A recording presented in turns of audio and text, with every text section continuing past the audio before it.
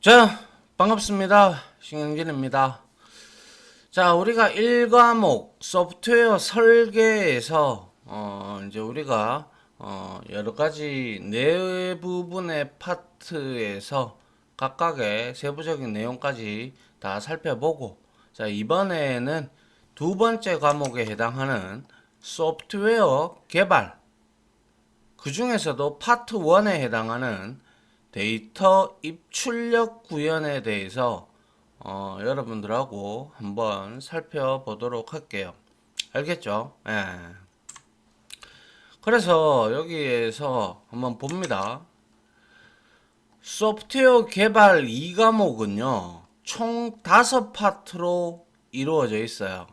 그래서 파트 1은 데이터 입출력 구현 문제 우리가 지금 이제 해야 될 거고요. 근데 이게 무려 시험 나오는 이 퍼센테이지가 30%에 가까이 육박하기 때문에 좀 중요하다 이렇게 보셔야 됩니다. 알겠죠? 예. 그리고 통합 구현은 1.92 정도 나왔기 때문에 다른 거에 비해서 굉장히 현저하게 떨어진다 그죠? 예. 그러니까 전략을 잘 세워야 되는 게 여기서 가장 높은 게 애플리케이션 테스트 관리, 그리고 요거 요 두 개를 하고, 두 개나 요거 세 개 정도에다가 시간이 없으신 분들은 집중 투자해 가지고 여러분들이 공부를 하셨으면 하면 될 것 같아요. 알겠죠? 예. 요렇게 5장이 있고요. 이제 데이터 입출력 구현부터 여러분들한테 여러분들하고 이제 한번 살펴보도록 하겠습니다.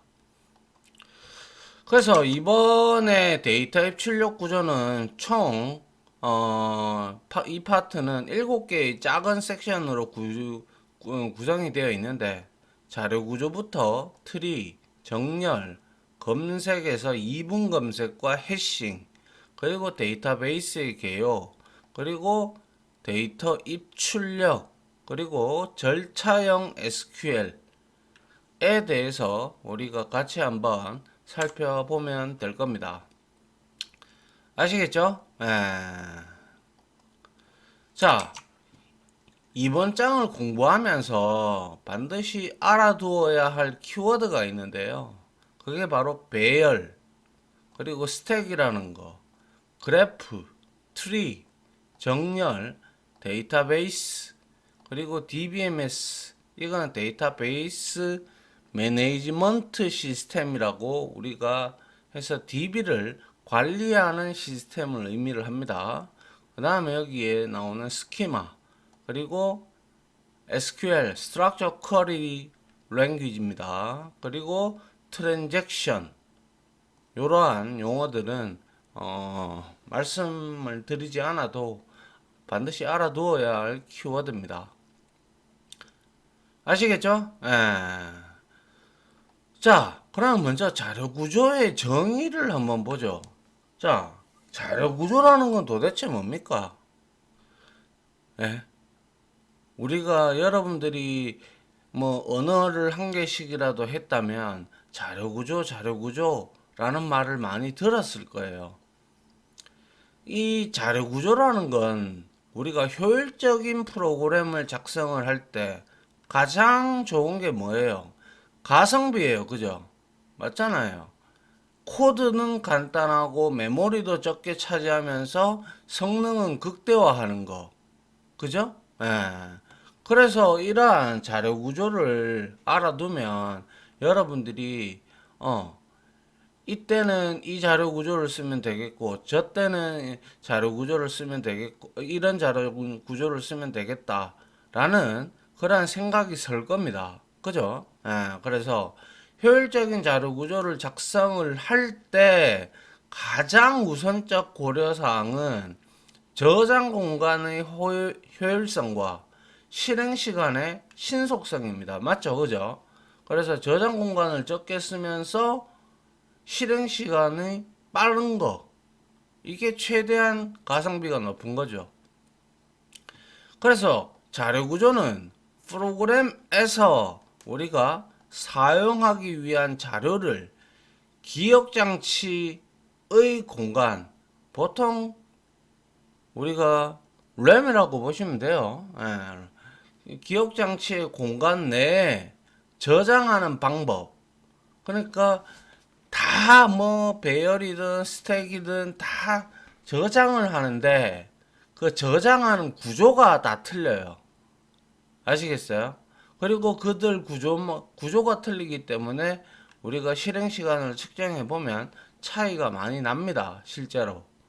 그래서 기억장치의 저장 공간 내에 저장하는 방법과 저장된 그룹 내에 존재하는 자료 간의 서로 관계, 그리고 처리 방법 등을 연구, 분석을 하는 걸 의미를 합니다.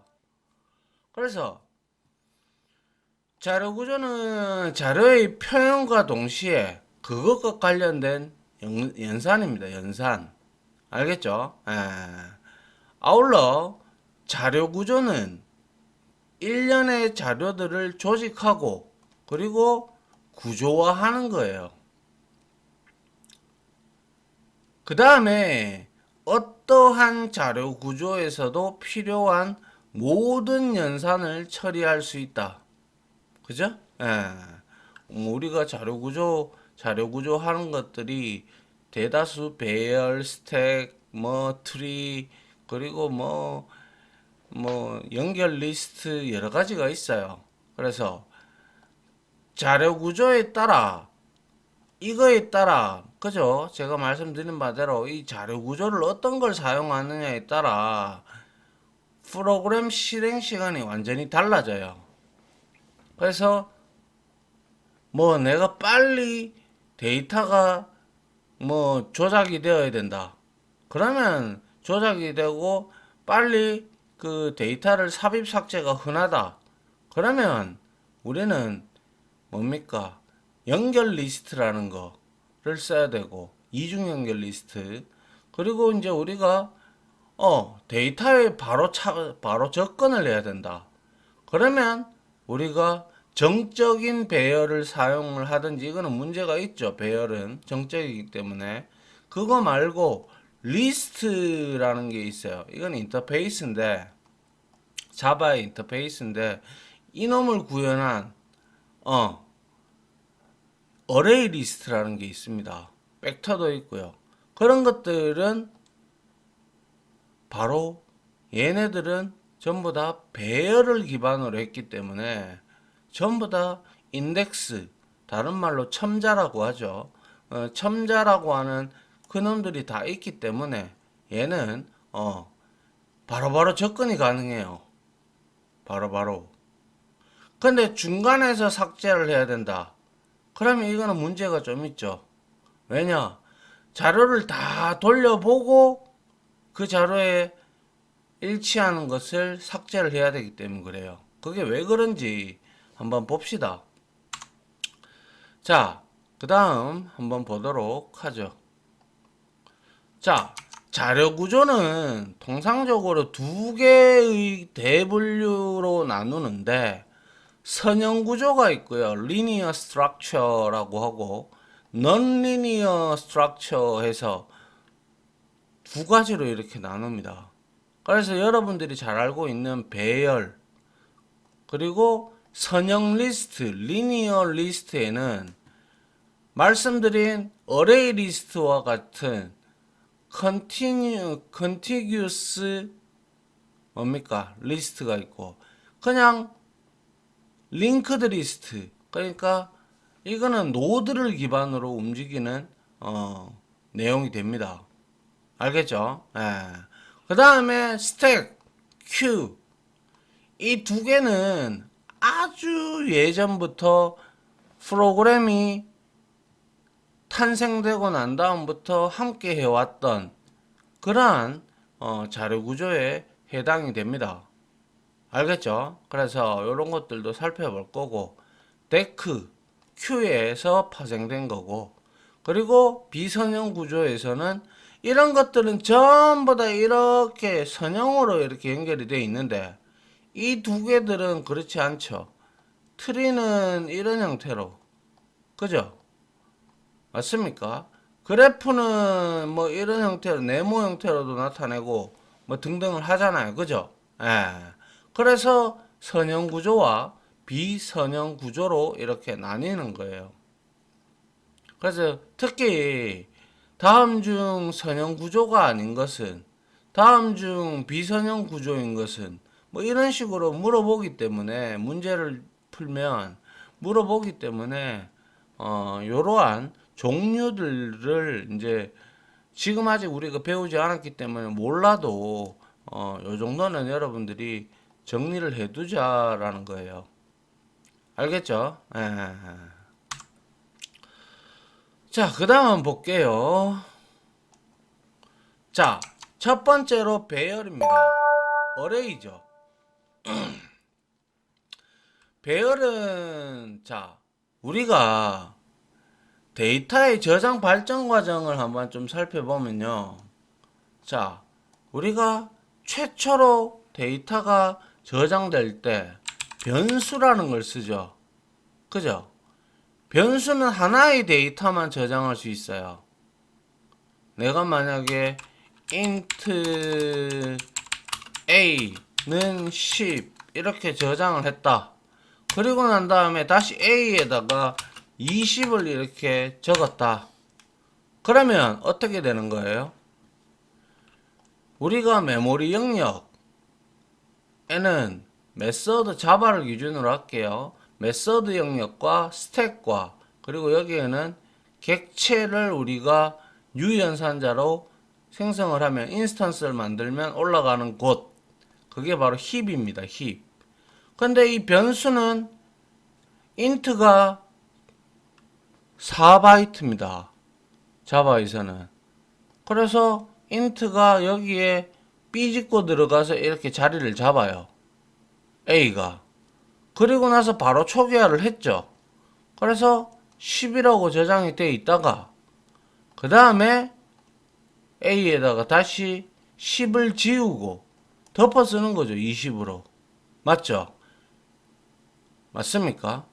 그런데 만약에 여러분들이 만약에 아파트 혹은 빌딩 뭐 이런 거를 이제 내가 나타내고 싶어. 몇 층 몇 층. 그죠? 빌딩을 나타내고 싶어. 63층을. 그러면 여러분들 int a 뭐 1 해서 1 int a2 2 뭐 이러한 형태로 여러분들이 63개나 변수를 저장할 겁니까? 그건 아니잖아요. 그죠? 그래서 사람들이 변수를 쓰다가 생각해 보니까 이건 너무 비효율적이야. 그래서 데이터를 연속적으로 저장할 수 있는 정적인 구조를 일단 먼저 생각을 했죠. 그게 바로 배열입니다. 그래서 우리는 63개를 저장을 하고 싶어. 그죠? 맞잖아요. 그죠? 63개를 저장하고 싶으니까 이렇게 우리가 적죠. int 자바에서는 이렇게 배열을 arr 해서 여기에다가 new int 해서 여기에다가 62개 하면 되겠네요. 왜냐? 자, 이렇게 되면 어떻게 됩니까? uint 이거는 힙에다가 메모리를 생성한다고 했어요. 그리고 이 arr의 타입은 int 배열 타입이라는 뜻이에요. 그죠? 그러면 여기에 arr은 참조 변수예요. 즉 얘가 여러분들이 C를 배우셨다면 얘가 포인터예요. 포인터. 주소를 가지고 있는 놈이에요. 그러면 이 new에 의해서 배열이 만들어지는데 어디? 힙에다가 0에서부터 뭐예요? 0에서부터 62개의 방까지 만든다라는 거예요. 그리고 나서 여기에 주소가 생길 거 아니에요. 그죠? 주소가 생기면 여기에다가 우리가 주소를 넣어놓고 내가 만약에 31층을 접근하고 싶어. 접근성은 배열이 뛰어나죠. ARR 32 이렇게 바로 접근해 버리면 되거든요. 근데 변수는 그렇지 않죠. 코드만 길어지죠. 단 한 줄만 해도 이렇게 우리는 내용이 달라지는데, 아니, 내용이 간단해지는데, 변수는 그걸 하나하나 다 적어야 된단 말이에요. 맞나요? 예. 그래서 처음으로 이제 우리가 변수 다음으로 데이터 저장 발전 과정에서 보면 변수 다음에 배열이 등장하고 배열이 등장하고 난 다음에 문제점이 뭐예요? 배열은 정적이고 그리고 오로지 한 가지 타입, 같은 타입이에요, 데이터. 같은 데이터 타입만 저장을 할 수가 있어요, 연속적으로. 그런 문제점을 해결을 했던 게 바로 정적인 거는 모르겠는데 다른 부분, 즉 다양한 데이터를 저장할 수 있는 부분이 바로 구조체입니다. 구조체. 아시겠어요? 그 다음에 발전돼 가지고 구조체에다가 우리가 어떠한 펑션, 메서드를 같이 추가한 게 바로 클래스가 된다라는 거예요. 무슨 말인지 이해갑니까? 좀 어렵다, 그죠? 프로그래밍을 공부를 안 하신 분들은 조금 어려울 수도 있습니다, 솔직히. 그래서 배열은 동일한 자료형의 데이터들이 같은 크기입니다. 왜? 같은 데이터 타입이니까 당연히 같은 크기겠죠. 아까 인트 내가 그렇게 잡았잖아요. 그래서 인트 해가지고 그렇게 잡았다라는 것은 뭐예요? 4바이트씩 계속 연결된 거예요. 그래서 나열되어 순서를 갖고 있는 집합이다. 즉 순서, 바로 인덱스를 가지고 있어요. 첨자라고도 하죠. 그래서 우리는 배열의 시작은 항상 아까 ARR을 만들었으면 제일 첫 번째 데이터는 ARR 제로입니다. 제로. 그리고 끝 데이터는 ARR 해서 n-1입니다. 알겠죠? 그래서 동일한 자료형이에요. 서로 다른 자료형이 아니고요. 알겠죠? 그리고 같은 크기입니다. 그래서 이거를 선형 구조에 포함이 되는 거잖아요. 그죠? 그래서 배열은 정적이다라고 했죠. 그죠? 동적이지가 않아요. 그리고 배열을 방을 5개 선언했는데 내가 할당하지도 않은 6번째 방에다가 데이터를 저장하려고 시도를 하게 되면 array index out of bounds exception이라는 예외가 발생합니다. 야, 방도 안 만들었는데 어떻게 데이터를 저장할까? 이렇게 묻는 겁니다. 오류를 나타내는 거예요. 알겠죠? 그래서 배열의 단점이 바로 동일한 자료형, 그리고 정적인 자료. 그러나 변수에 비해서는 많이 좋아졌죠. 코드를 확 아낄 수가 있으니까. 그죠? 그래서 정적인 자료 구조로 기억 장소의 추가가 어렵습니다. 우리가 정적인 배열을 써서 메모리 크기를 늘리려면 또 다른 배열을 하나 더 선언을 하고 훨씬 더 큰 배열을 선언하고 그리고 거기로 복사를 해야 돼요. 배열 복사. 그 배열 복사는 뭐 여러 가지 방법론적이 있는데요. 뭐 어레이 카피라는 것도 있고 뭐 여러 가지 메서드들을 통해서 우리가 할 수도 있고 폼은 반복문을 통해서도 할 수가 있는데 중요한 것은 배열 복사가 일어나면 시간이 많이 걸리죠. 그래서 아무튼 기억 장소의 추가가 어렵습니다. 안 된다고 보시면 돼요. 정적이기 때문에. 그리고 나는 이거를 크게 하고 싶어. 그래서 한 10,000개로 내가 이렇게 데이터를 저장을 했어. 근데 내가 10,000개를 다 활용하면 그만큼의 활용 가치도가 있는데 내가 일부만 이용했어. 그러면 무슨 문제가 발생해요? 그쵸? 메모리 낭비가 일어나요. 맞잖아요. 그죠? 예. 그리고 데이터 삭제 시 데이터가 저장되어 있던 기억 장소는 빈 공간이 됩니다. 빈 공간. 아시겠어요? 그래서 남아있게 되어 메모리 낭비가 발생한다 이거예요. 그래서 이게 배열의 단점이라는 거예요. 동일한 자료형 정적인 거. 그래서 배열은 첨자, 인덱스를 이용해서 데이터에 접근을 합니다. 첨자, 인덱스라고도 하고요. 그래서 배열은 반복적인 데이터 처리 작업에 적합한 구조이다. 그래서 배열은 엄밀히 말하면 이제는 웬만하면 배열 같은 경우는 이렇게 딱 데이터가 저장되어 있는 부분이 정적이다 보니까 다른 자료 구조를 쓰는 게 좋죠. 왜냐하면 이렇게 딱 정해져만 있으면 데이터 추가도 어렵고 삭제는 내가 널 값으로 대체를 했다. 그러면 0으로 값으로 초기를 했다. 그러면 그 메모리는 노는 거잖아요. 그래서 요즘에는 전반적으로 거의 배열은 잘 안 써요. 그냥 물론 이걸 알아야 우리가 컬렉션에 있는 리스트 계열들을 우리가 조금 쉽게 이해하거든요. 그래서 우리가 이 ARR 어레이를 배우는 거죠. 근데 실제 프로그램에서 프로젝트를 개발할 때는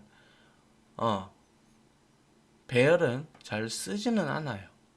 그래서 반복적인 데이터 처리 작업에 적합한 구조다라고 하는데 뭐 그거는 이 말은 어떻게 보면 맞죠, 그죠? 자, 그리고 배열은 데이터마다 동일한 이름의 변수를 사용하여 처리가 간편하다. 아까 전에 제가 그랬잖아요. ARR0 인덱스, ARR n-1까지 해서 ARR1, ARR2 이런 식으로 우리가 데이터가 나열이 되거든요. 그렇기 때문에 하나의 요거 우리가 참조 변수 주소를 들고 얘가 주소를 들고 있기에 힙에 가서 여기에 자리가 어디다 어디다 저장을 이렇게 이렇게 해야 된다라는 걸 알려주잖아요. 주소를 저장하고 있지 않는다면 어떻게 돼요? 주소도 모르는데 어디 가서 어떻게 저장을 하겠습니까? 그죠? 예. 자, 배열은 사용한 첨자, 인덱스, 개수에 따라서 n차원 배열이라고 부른다. 그래서 엄밀하게 얘기하면 요게 인덱스 혹은 첨자라고 있잖아요. 요게 하나만 딱 붙어 있어. 그럼 이건 1차원 배열이고요. 요게 두 개가 붙어 있어. 그럼 이건 2차원 배열이고 3차원 배열, 4차원 배열도 있어요. 근데 통상적으로는 2차원 배열까지만 알고 계시면 돼요. 3, 4차원 배열들은 전부 우리가 뭐 그래픽 분야나 이런 데서 많이 쓰기 때문에 그래서 예를 들어 크기가 n인 1차원 배열 ARR은 인덱스는 항상 0부터 시작을 한다고 했죠.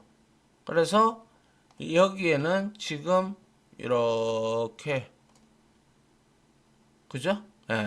n-1까지 왜? 0부터 시작을 하니까 그죠? 그래서 요것도 다음 중 배열의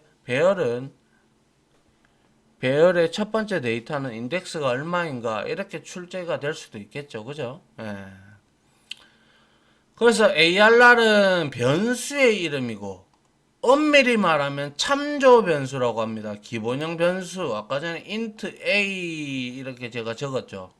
이거는 프리미티브 타입이잖아요. 기본형 타입이에요. 근데 이거는 주소를 가지고 있어서 레퍼런스 베리어블이에요. 그죠? 예. 그리고 숫자는 첨자에 해당한다. 하나의 사각형은 하나의 기억 장소를 당연히 가르치죠. 그죠? 예. 그리고 ARR 0부터 ARR인데 빠졌네요. ARR n-1까지 총 n개의 기억 장소가 존재한다. 아울러 배열의 인덱스는 항상 0으로부터 시작한다라는 거예요. 잊지 말아야 돼요. 아시겠죠? 그래서 여기서 중요한 것은 동일한 자료형 그리고 정적이다. 그래서 추가가 안 되고 빈 공간이 남아서 메모리 낭비가 발생한다. 요거. 그리고 배열은 항상 0이라는 인덱스부터 시작을 하고 마지막에는 n-1까지 요거는 1차원 배열이죠. 여기에 지금 하나니까. 그죠? 예.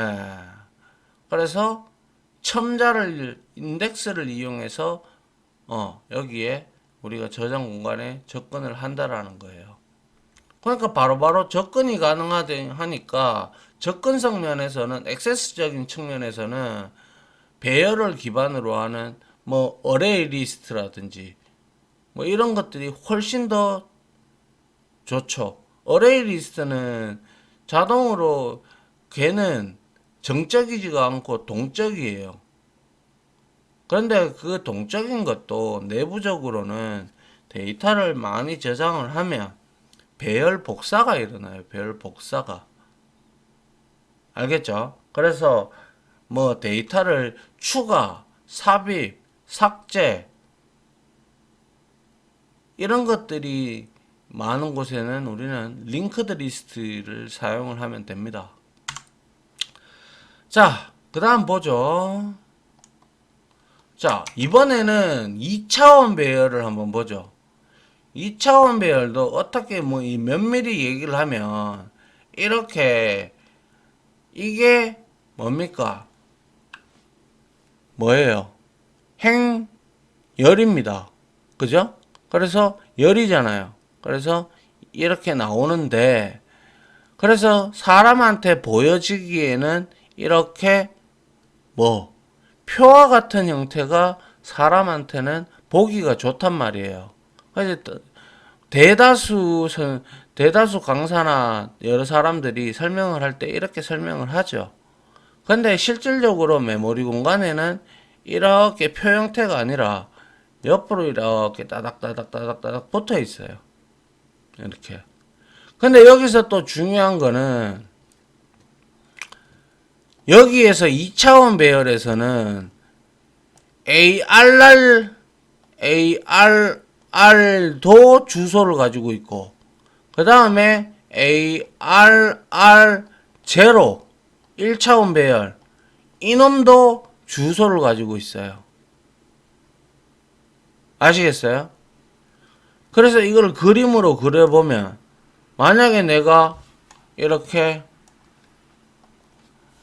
int 해서 여기다가 ARR 해서 여기에다가 내가 new 해서 int 해서 3 아이고 해서 이렇게 만들었다고 칩시다. 그러면 이게 어떻게 되느냐? 자, 여기 위에는 메서드 클래스 영역이고 여기는 스택 힙이고 그러면 스택에 ARR이 올라가겠죠. 그리고 나서 얘가 지금 이제 1차원 배열들을 가르친단 말이에요. 그죠? 그렇기 때문에 쭉 내려가서 3개가 먼저 생성이 되겠죠. 맞나요? 그런데 뒤에 보니까 3개가 더 따라오거든요. 맞죠? 그러면 이렇게 되는 거예요. 이렇게. 그래서 우리가 프로그래밍을 하면서 찍어보면 이렇게 만들어져 있으면서 9개의 방이 만들어지고, 이 9개의 방에 접근을 하기 위해서는 이거는 우리가 지금 행렬이잖아요. 그죠? 그렇기 때문에 뭐예요? 여기에 0이잖아요. 제로, 제로. 그러면 요 값을 지니고 있는 거예요. 제로 1이면 요 값이고, 제로 2 값은 이걸 나타내는 것이죠. 이해됩니까? 예. 그래서 이것도 주소요. 이것도 주소입니다. 아시겠죠? 그래서 이거는 00, 그리고 이거는 n-1, m-1 뭐 이런 식으로 여러분들이 생성을 할 거잖아요. 이렇게. 그러면 이렇게 만들어진다라는 거예요. 무슨 말인지 이해가죠? 예. 이런 것들은 실질적으로 코드를 같이 치면서 설명을 드려야 되는데 안타깝네요. 예. 어차피 근데 필기니까 여러분들이 제가 이렇게 체크해 드리는 부분들 있잖아요. 그러한 부분들을 위주로 여러분들이 맞추면 되죠. 그죠? 여튼간에 두 개의 첨자 인덱스 맞죠? 예. 가 존재하는 2차원 배열로 ARR 00부터 ARR n-1, n-1 해서 아까 33 했잖아요, 제가. 3 곱하기 3이면 9개의 방이 생성이 메모리에 그렇게 된다라는 거예요. 알겠죠? 예. 그러면 33이니까 9개 방이죠. 근데 인트 타입이었어요. 그러면 49, 36바이트가 할당이 된다라는 거예요. 참조 변수로 4바이트가 스택에 할당이 되고요. 됐습니까? 예, 조금 처음 맞닥뜨리시는 분들은 어려울 수 있습니다. 이해합니다. 알겠죠? 예, 그러니까 이해가 잘 안 되시면 한번 반복을 좀 한번 해보시기 바랍니다. 알겠죠? 예. 아이고, 선행 리스트네요. 요거는 제가 이제 다음 시간에 바로 이어서 강의를 하도록 하죠. 이 내용 많거든요. 예. 자, 여기까지 일단 우리가 자료 구조가 무엇인지, 배열의 선형 구조와 비선형 구조, 그리고 자료 구조의 정의라든지 뭐 배열에 대한 내용들을 이번 시간에는 설명을 드렸습니다. 자, 지금까지 강의 들어주신다고 수고 많으셨고요. 저는 다음 강의로 찾아뵙도록 하겠습니다. 고생 많으셨습니다. 감사합니다.